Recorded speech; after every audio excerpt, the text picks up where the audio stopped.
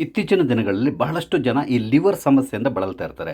Fatty liver ಸಮಸ್ಯೆ ಇರ್ತದೆ ಅಥವಾ ಬೇರೆ ಬೇರೆ ಕಾರಣಗಳಿಂದಾಗಿ ಲಿವರ್‌ನಲ್ಲಿ ಸಮಸ್ಯೆಗಳು ಕಾಣಿಸ್ಕೊಳ್ತದೆ. ಈ ಲಿವರ್ ಸಮಸ್ಯೆಯನ್ನು ಬಗೆಹರಿಸ್ಕೊಳ್ಳಿಕ್ಕೆ ಅದರಲ್ಲೂ ಪ್ರಮುಖವಾಗಿ ಫ್ಯಾಟಿ ಲಿವರ್ ಪ್ರಾಬ್ಲಮ್‌ನ ಬಗೆಹರಿಸ್ಕೊಳ್ಳಿಕ್ಕೆ ಒಂದು ಅದ್ಭುತವಾದಂತಹ ಮತ್ತು ತುಂಬ ಸಿಂಪಲ್ ಆಗಿರುವಂತಹ ಒಂದು ಸ್ಮೂದಿಯನ್ನು ಹೇಳಿದ್ದೇನೆ. ಇದನ್ನು ಟ್ರೈ ಮಾಡಿ ನಿಮ್ಮ ಲಿವರ್‌ನ ಸುರಕ್ಷಿತವಾಗಿ ಇಟ್ಕೊಳ್ಳಿ. ನಮಸ್ಕಾರ ಎಲ್ರಿಗೂ ಅಮ್ಮಿಸ್ ಲೈಫ್‌ಸ್ಟೈಲ್‌ಗೆ ಸ್ವಾಗತ. ಇತ್ತೀಚಿನ ದಿನಗಳಲ್ಲಿ ಲಿವರ್ ಸಮಸ್ಯೆಯಿಂದ ಬಹಳಷ್ಟು ಜನ ಬಳಲ್ತಾ ಇರ್ತಾರೆ. ಎಲ್ಲದಕ್ಕಿಂತಲೂ ಮುಖ್ಯವಾಗಿ ಹೇಳಬೇಕು ಅಂತ ಹೇಳಿದ್ರೆ, ಬಹಳಷ್ಟು ಜನ ಲಿವರ್ ಸಮಸ್ಯೆ ಅಂತ ತಗೊಂಡು ಡಾಕ್ಟರ್ ಹತ್ರ ಹೋಗಿ ಒಂದಿಷ್ಟು ಮೆಡಿಸಿನ್ನ ಕೂಡ ತಗೊಳ್ತಾರೆ. ಅದರಲ್ಲೂ ಪ್ರಮುಖವಾಗಿ ಫ್ಯಾಟಿ ಲಿವರ್ ಸಮಸ್ಯೆ ಇದೆ ಅಂತಕೊಂಡು ಹೇಳ್ತಾರೆ. ಒಂದು ತಿಳ್ಕೊಂಡಿರಿ, ಲಿವರ್ ತನ್ನಷ್ಟಕ್ಕೆ ತಾನೇ ತನಗಿರುವಂಥ ಸಮಸ್ಯೆಯನ್ನು ನಿವಾರಿಸಿಕೊಳ್ಳುವಂತಹ ಒಂದು ವಿಶಿಷ್ಟವಾದಂತಹ ಪವರ್‌ನ ಹೊಂದಿರುವಂತಹದ್ದು. ಹಾಗಾಗಿ ಲಿವರ್ ತನ್ನಷ್ಟಕ್ಕೆ ತಾನೇ ಗುಣ ಆಗ್ತಾ ಇರ್ತದೆ. ಏನು ಸಮಸ್ಯೆ ಇದ್ದರೂ ಕೂಡ ಅದನ್ನು ಅದೇ ಪರಿಹಾರ ಮಾಡ್ಕೊಳ್ತದೆ. ಆದರೆ ಇದ್ರ ಜೊತೆಗೆ ನೀವು ಮಾಡಬೇಕಾಗಿರುವಂಥ ಇನ್ನೊಂದು ಕೆಲಸ ಏನು ಅಂತ ಹೇಳಿದ್ರೆ, ಟೈಮಿಗೆ ಸರಿಯಾಗಿ ಊಟ ಮಾಡೋದು, ಟೈಮಿಗೆ ಸರಿಯಾಗಿ ನೀರು ಕುಡಿಯೋದು. ಈ ಥರ ಮಾಡ್ತಾಯಿದ್ರೆ ನಿಮ್ಮ ಲಿವರ್‌ಗೆ ಯಾವುದೇ ರೀತಿಯಾದಂಥ ಸಮಸ್ಯೆ ಬರೋದಿಲ್ಲ.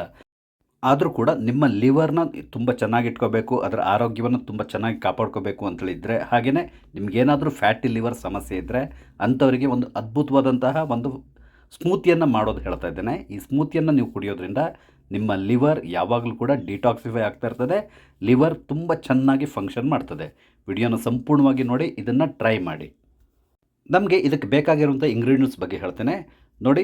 ಬೀಟ್ರೂಟ್ ಬೇಕಾಗ್ತದೆ. ಬೀಟ್ರೂಟ್ ಸಾಮಾನ್ಯವಾಗಿ ನಿಮಗೆ ಎಲ್ಲ ಕಡೆ ಸಿಗುವಂಥದ್ದು, ಸಾಮಾನ್ಯ ಮನೆಯಲ್ಲಿ ಇದ್ದೇ ಇರ್ತದೆ. ಹಾಗೆಯೇ ಕ್ಯಾರೆಟ್ ಕೂಡ ಬೇಕಾಗ್ತದೆ.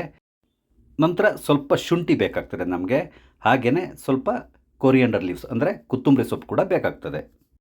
ಈ ಎಲ್ಲ ಇಂಗ್ರೀಡಿಯೆಂಟ್ಸ್ ನಾನು ಏನು ತೊಗೊಂಡಿದ್ದೇನೆ, ಇದು ನಮ್ಮ ಲಿವರ್‌ನ ಹೆಲ್ತನ್ನು ಮೇಂಟೈನ್ ಮಾಡಲಿಕ್ಕೆ ತುಂಬ ಸಹಾಯ ಮಾಡ್ತದೆ. ಹಾಗೆಯೇ ಲಿವರ್‌ನ ಡಿಟಾಕ್ಸಿಫೈ ಮಾಡ್ತದೆ.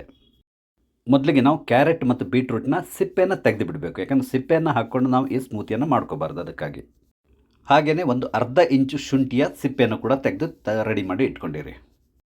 ಈ ಸಿಪ್ಪೆ ತೆಗೆದಿರೋ ಬೀಟ್ರೂಟ್ ಮತ್ತು ಕ್ಯಾರೆಟನ್ನು ಸ್ವಲ್ಪ ಚಿಕ್ಕ ಚಿಕ್ಕ ಪೀಸಾಗಿ ಮಾಡ್ಕೊಳ್ಳಿ. ಯಾಕಂದರೆ ಜ್ಯೂಸ್ ಮಾಡುವಾಗ ದೊಡ್ಡ ದೊಡ್ಡ ಪೀಸ್ ಇದ್ದರೆ ಕಷ್ಟ ಆಗ್ತದೆ. ಅದಕ್ಕಾಗಿ ನಂತರ ನಾವು ಜ್ಯೂಸ್ ಮಾಡುವಂಥ ಮಿಕ್ಸಿನ ತಗೊಂಡು ಅದಕ್ಕೆ ಕಟ್ ಮಾಡ್ಕೊಂಡಿರುವಂತಹ ಕ್ಯಾರೆಟ್ ಮತ್ತು ಬೀಟ್ರೂಟ್ನ ಹಾಕ್ಕೊಳ್ಬೇಕು. ಇದಕ್ಕೆ ಇವಾಗಲೇ ನಾವು ಶುಂಠಿಯನ್ನು ಹಾಕೋದು ಬೇಕಾಗಿಲ್ಲ. ನಂತರ ಸ್ವಲ್ಪ ನೀರನ್ನು ಹಾಕ್ಕೊಳ್ಳಿ, ಜಾಸ್ತಿ ನೀರು ಹಾಕ್ಕೊಳ್ಳೋದು ಬೇಡ. ಈಗ ನಾವು ಈ ಜ್ಯೂಸಿಗೆ ಈ ಶುಂಠಿಯನ್ನು ನಾವು ಏನು ಸಿಪ್ಪೆ ತೆಗೆದು ಇಟ್ಕೊಂಡಿದ್ದೀವಲ್ಲ ಅದನ್ನು ಕೂಡ ಹಾಕ್ಕೊಳ್ಬೇಕು. ಆನಂತರ ಸ್ವಲ್ಪ ಕೊತ್ತಂಬರಿ ಸೊಪ್ಪು ಹಾಕ್ಕೊಳ್ಬೇಕು. ಒಂದು 8-10 ಎಲೆ ಇದ್ದರೆ ಸಾಕಾಗ್ತದೆ. ಅಷ್ಟನ್ನು ಹಾಕ್ಕೊಂಡು ನಾವು ಪುನಃ ಇದನ್ನು ಚೆನ್ನಾಗಿ ಗ್ರೈಂಡ್ ಮಾಡ್ಕೊಳ್ಬೇಕು. ಈಗ ನಾವು ಸ್ವಲ್ಪ ನೀರು ಬೇಕಾದ್ರೂ ಪುನಃ ಆ್ಯಡ್ ಮಾಡಿಕೊಂಡು ಚೆನ್ನಾಗಿ ನಾವು ಗ್ರೈಂಡ್ ಮಾಡ್ಕೊಳ್ಬೋದು. ನೀರು ಜಾಸ್ತಿ ಹಾಕ್ಕೊಳ್ಳಿಕ್ಕೆ ಹೋಗಬೇಡಿ, ಕೊನೆಗೆ ಬೇಕಾದರೂ ನಾವು ಸೇರಿಸ್ಕೋಬೋದು ನೀರನ್ನು. ನೋಡಿ, ಸ್ಮೂತಿ ರೆಡಿಯಾಗಿದೆ. ಇದನ್ನು ನೀವು ಫಿಲ್ಟರ್ ಮಾಡೋದಾದ್ರೂ ಮಾಡ್ಕೋಬೋದು. ಆದರೆ ನಾನು ಹೇಳ್ತಾ ಇದ್ದೇನೆ, ಫಿಲ್ಟರ್ ಮಾಡದೆ ಕುಡಿದ್ರೇ ತುಂಬ ಉತ್ತಮ. ಇದರಿಂದ ಲಿವರಿಗೂ ಕೂಡ ತುಂಬ ಒಳ್ಳೆಯದು. ಯಾಕಂದರೆ ಇದರಲ್ಲಿ ಫೈಬರ್ ಅಂಶ ಕೂಡ ಜಾಸ್ತಿ ಇರ್ತದೆ. ಹಾಗಾಗಿ ಫಿಲ್ಟರ್ ಮಾಡದೆ ಕುಡಿದ್ರೆ ತುಂಬ ಒಳ್ಳೆಯದು. ಹಾಗೆಯೇ ಈ ಫಿಲ್ಟರ್ ಮಾಡದೆ ಕುಡಿಯೋದ್ರಿಂದ ನಿಮ್ಮ ವೆಯ್ಟ್ ಲಾಸಿಗೆ ಕೂಡ ತುಂಬ ಉತ್ತಮ. ಹಾಗೆಯೇ ನಿಮ್ಮ ಲಿವರ್‌ನ ಡಿಟಾಕ್ಸಿಫೈ ಮಾಡ್ತದೆ. ಲಿವರ್ ಹೆಲ್ತನ್ನು ಇದು ಇಂಪ್ರೂವ್ ಮಾಡ್ತಾ ಹೋಗ್ತದೆ. ಫ್ಯಾಟಿ ಲಿವರ್ ಸಮಸ್ಯೆ ಇದ್ದರೆ ಅದನ್ನು ಕೂಡ ಇದು ನಿವಾರಣೆ ಮಾಡ್ತದೆ. ಅದೆಲ್ಲೋದ್ರ ಜೊತೆಗೆ ನಿಮ್ಮ ವೆಯ್ಟ್ ಲಾಸಿಗಂತೂ ತುಂಬ ಉತ್ತಮ. ಯಾಕಂದರೆ ನೀವು ಇದನ್ನು ಕುಡಿದಾಗ ಒಂದು ರೀತಿ ಹೊಟ್ಟೆ ತುಂಬಿದ ಅನುಭವ ಆಗ್ತದೆ. ಹಾಗಾಗಿ ನೀವು ತಿನ್ನೋದು ಕೂಡ ಸ್ವಲ್ಪ ಕಮ್ಮಿ ಆಗ್ತದೆ. ಅದರಿಂದಾಗಿ ನಿಮ್ಮ ವೆಯ್ಟ್ ಲಾಸ್ ಆಗೇ ಆಗ್ತದೆ. ಈ ರೀತಿ ನೀವು ಮಾಡಿಕೊಂಡು ಪ್ರತಿದಿನ ಕುಡಿತಾ ಬರ್ಬೋದು. ಒಂದು 20 ದಿನದವರೆಗೆ ಇದನ್ನು ಕಂಟಿನ್ಯೂ ಮಾಡಿ. 20 ದಿನ ಆದಮೇಲೆ ಇದನ್ನು ಸ್ಟಾಪ್ ಮಾಡಿ. 20 ದಿನ ಗ್ಯಾಪ್ ಕೊಡಿ. ಅದಾದಮೇಲೆ ಮತ್ತೆ ಪುನಃ 20 ದಿನ ಇದನ್ನು ಕುಡ್ಕೊಂಡು ಬನ್ನಿ. ಈ ರೀತಿ ನೀವು ಮಾಡ್ತಾ ಬರೋದ್ರಿಂದ ನಿಮ್ಮ ಈ ಲಿವರ್ ಸಮಸ್ಯೆ ಏನಿದೆಯೋ ಅದು ಸಂಪೂರ್ಣವಾಗಿ ನಿವಾರಣೆ ಆಗ್ತದೆ. ಈ ಸ್ಮೂತಿಯನ್ನು ಹೇಳಿರೋದು ಒಬ್ಬರು ಡಾಕ್ಟ್ರು. ಹಾಗಾಗಿ ನಾನು ಇದನ್ನು ನಿಮ್ಮ ಜೊತೆ ಶೇರ್ ಮಾಡ್ಕೊತಾ ಇದ್ದೇನೆ.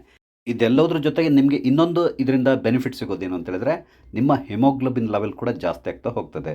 ನಿಮಗೆ ನನ್ನ ಈ ವಿಡಿಯೋ ಇಷ್ಟ ಆದರೆ ದಯವಿಟ್ಟು ಲೈಕ್ ಮಾಡಿ, ಶೇರ್ ಮಾಡಿ. ಹಾಗೆ ದಯವಿಟ್ಟು ನನ್ನ ಚಾನಲ್ ಸಬ್ಸ್ಕ್ರೈಬ್ ಮಾಡಿ. Thank you.